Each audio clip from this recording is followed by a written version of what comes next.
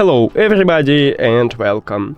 In this video I'm going to show you how to install and set up the application for your earbuds SOUNDCORE R50i.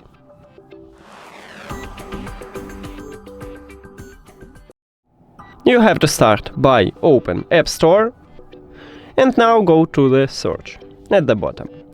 Now click at the search line at the top and write SOUNDCORE.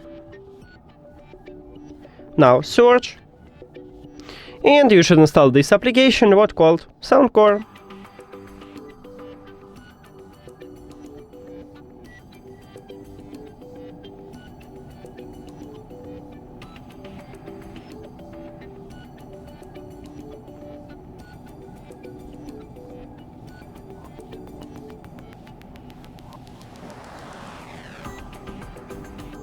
Now open it.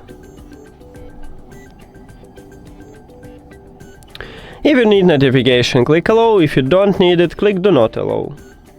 Right here, click agree and continue. In this menu, you can sign in into your account or you can create a new account.